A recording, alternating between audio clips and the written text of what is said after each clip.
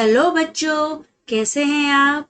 बच्चों, आज मैं आपको एक कहानी सुनाऊंगी। आप जानते हैं वो कहानी कौन सी है? वो कहानी है बंदर और मगरमच्छ की। तो चलो हम कहानी को आगे बढ़ाते हैं।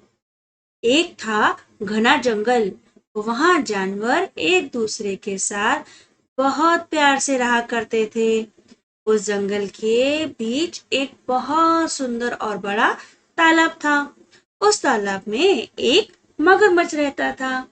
तालाब के चारों ओर बहुत सारे फलों के पेड़ लगे हुए थे। उनमें से एक पेड़ पर बंदर रहता था।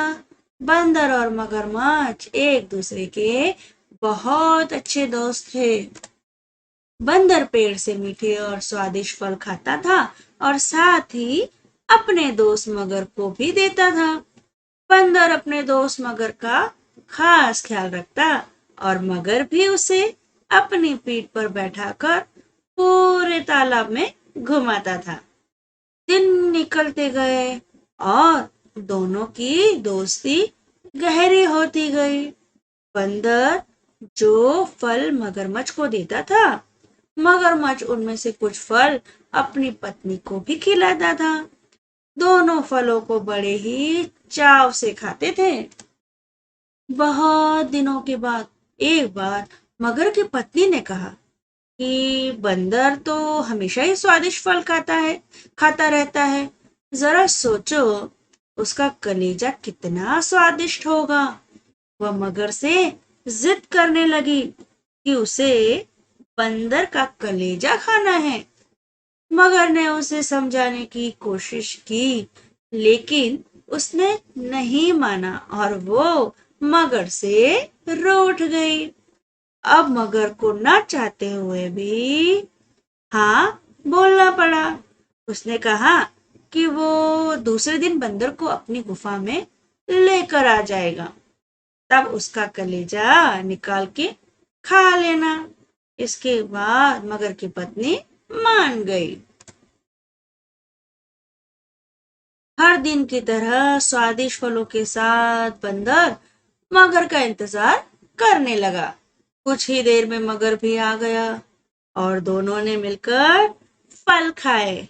मगरमच्छ बोला कि दोस्त, आज तुम्हारी भाभी तुमसे मिलना चाहती है।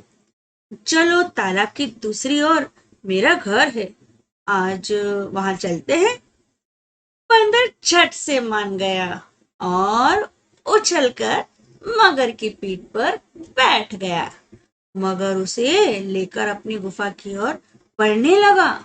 जैसे ही दोनों तालाब के बीच पहुंचे तो मगर ने कहा कि मित्र, आज तुम्हारी भाभी की इच्छा है कि वो तुम्हारा कलेजा खाए।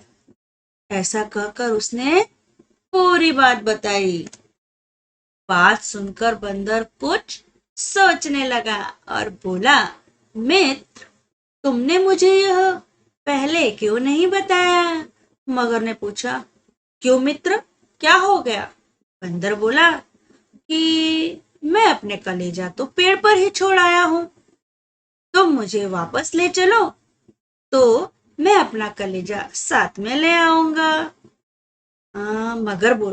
मगर बंदर की बातों में आ गया और वापस किनारे पर आ गया। वो दोनों जैसे ही किनारे पर पहुंचे, बंदर झट से पेड़ पर चढ़ गया और बोला कि मूर्ख, तुझे पता नहीं कि कलेजा हमारे अंदर ही होता है।